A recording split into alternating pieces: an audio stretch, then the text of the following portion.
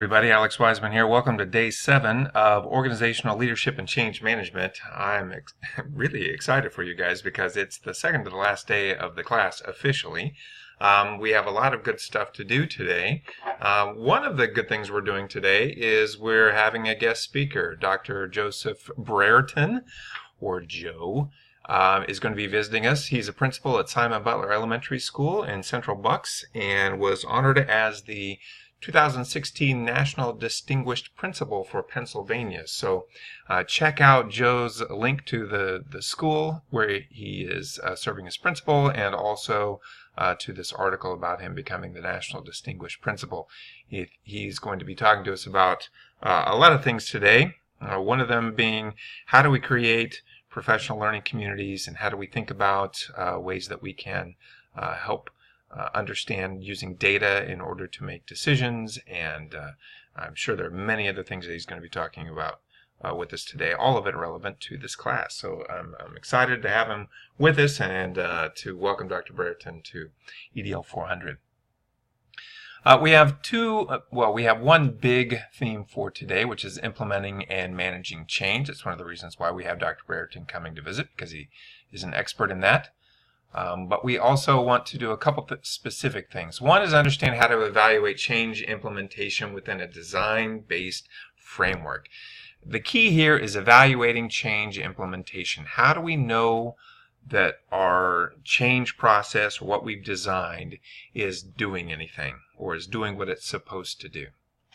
Secondly, we want to understand how to facilitate organizational and individual learning based on that implemented change. So how do we use the results of our evaluation in order to facilitate further organizational and individual learning?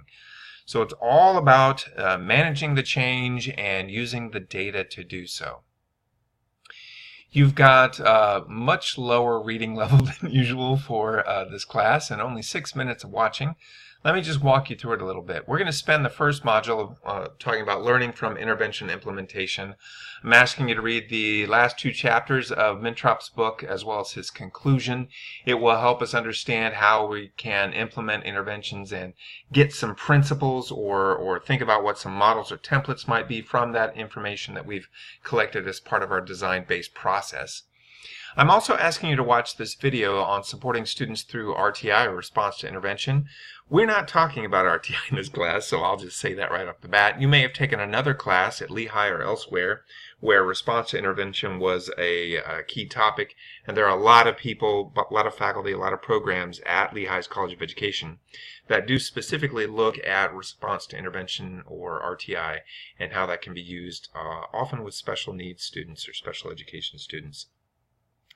I included this video here because RTI is actually an interesting alternative model for how to use data to make decisions, and it's really about data-based decision making.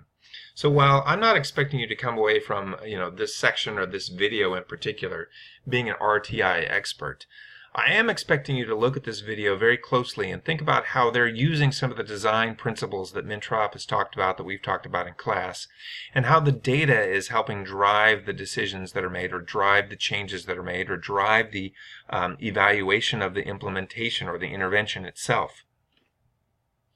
Next, I want to move on to evaluating organizational implementation. So how do we evaluate what's happening when an organization undertakes a whole organization-wide intervention or program or project?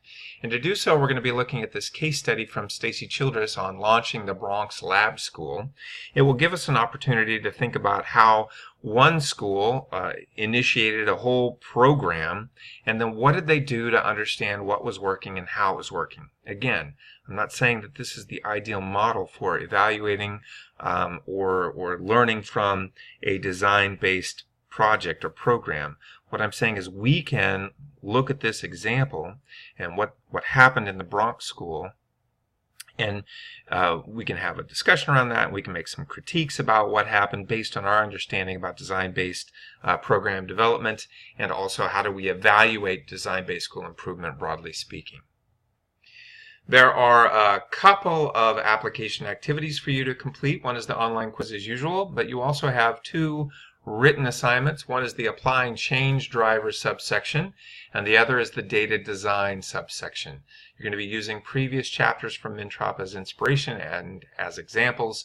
Chapter 9 for Applying Change Drivers, and chapters 10 and 12 for the Data Design subsection. For class itself, we will be looking at another article from the Journal of Cases in Educational Leadership. Excuse me. It's by Hartman, addressing leadership and supervision challenges to support improved student achievement in a small rural school. So I feel like we often are talking about or reading about, in fact, just up here, we're reading about an urban setting with an urban situation and set of problems. I wanted us to have a chance to go in sort of the other direction for a little bit of a change and talk about a small rural school and how we can talk about what's happening and how change is developed and what are some of the ways that data can be used to understand a particular situation or predicament or whatever in light of our implementing and managing change overall theme. As usual, please ask any questions in the class itself, but make comments and share your reflections about today's modules, objectives, etc. right here in the Leave a Reply section. Can't wait to see you in class, and I hope you're excited about it too.